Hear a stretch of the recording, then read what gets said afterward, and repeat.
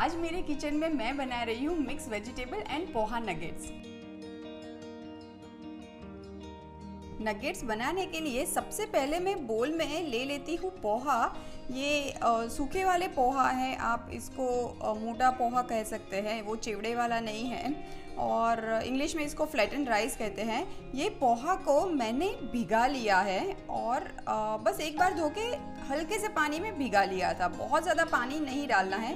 तो आप देख सकते हैं ये हल्के से सूखे सूखे हैं, बस ऐसे ही पोहा चाहिए। ये नगेट्स में सबसे इम्पॉर्टेंट बात ही यही है कि आप पोहा को कैसे भिगाते हैं। और अब मैं इसमें ऐड कर देती हूँ बारीक कटी हुई शिमला मिर्च। ये मैंने अप्रॉक्सीमेटली 2 टेबलस्पून ली है। ये हरी मिर्च कुछ डाल देती हूँ। ये 1/4 कप जितना बारीक कटा हुआ गाजर है और हरा वाला प्याज, और जाएगा कुछ धनिया। ये नगेट्स में जितनी सब्जी आप ज़्यादा लोगे ना, उतने ही ये नगेट्स मज़ेदार लगेंगे। और अब बाइंडिंग के लिए मैं ले लेती हूँ थोड़े से उबले हुए आलू। ये अप्रॉक्सीमेटली मीडियम साइज़ के 3 आलू हैं।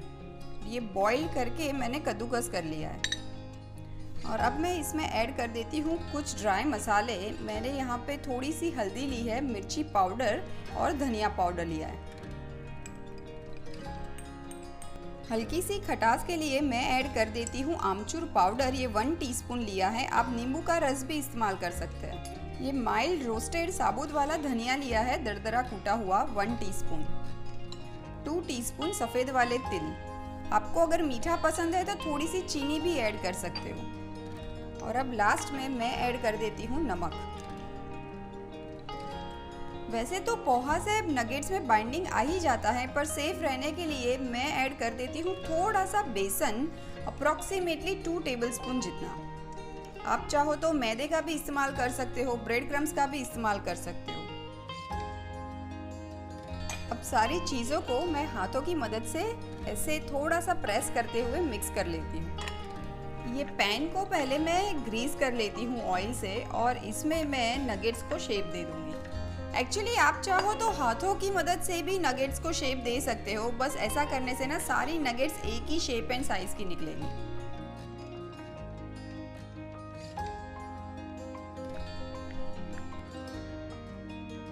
अभी ये स्टेज पे आप चाहो तो ये नगेट्स के मिक्सचर को थोड़ी देर फ्रिज में ठंडा होने देने के लिए रख सकते हो।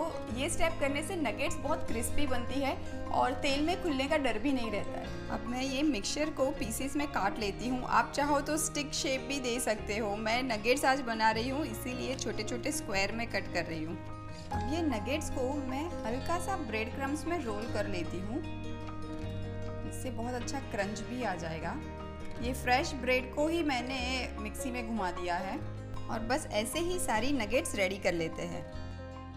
अगर ये नगेट्स पे ब्रेड क्रम्स चिपक नहीं रहे हैं फ्रिज में से निकालने के बाद, तो आप हल्का सा ऑयल वाला एक ब्रश नगेट्स पे घुमा सकते हैं और उसके बाद ब्रेड क्रम्स में रोल करेंगे तो वो चिपक जाएंगे। अब ये सारे नगेट्स तो ब्रेड क्रम्स में रोल हो चुके हैं। अब बारी आती है इन्हें पकाने की। आप चाहो तो डीप फ्राई ज़रूर कर सकते हो, पर मैं आज इसको शैलो फ्राई करूँगी।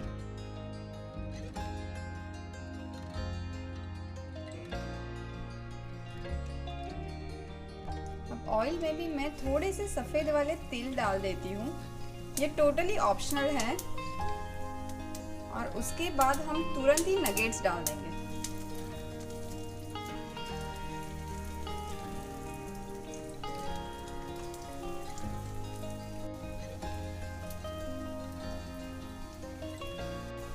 अब ये नगेट्स को मैं मीडियम फ्लेम पे पकने दूंगी और ऊपर भी मैं थोड़ा सा ऑयल सब नगेट्स पे डाल दूंगी। अब ये नगेट्स को मैं पलटा देती हूँ। ये देखिए कितना प्यारा कलर आया है। और मैं ये नगेट्स को एकदम ही आराम से स्लो टू मीडियम फ्लेम पे पका रही हूँ, क्योंकि हमने इसमें बेसन ऐड किया है, वो अंदर से कच्चा नहीं रहना चाहिए। तो ये जितना आराम से पकाएंगे ना, अंदर तक बेसन पक जाएगा। ये देखिए दोनों तरफ नगेट्स को बहुत ही प्यारा कलर आ चुका है। गर्मा गर्म नगेट्स को मैं सर्व कर देती हूँ।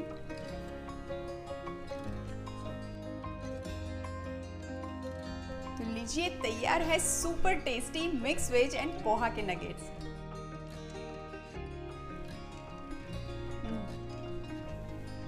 इतने मज़ेदार और टेस्टी है,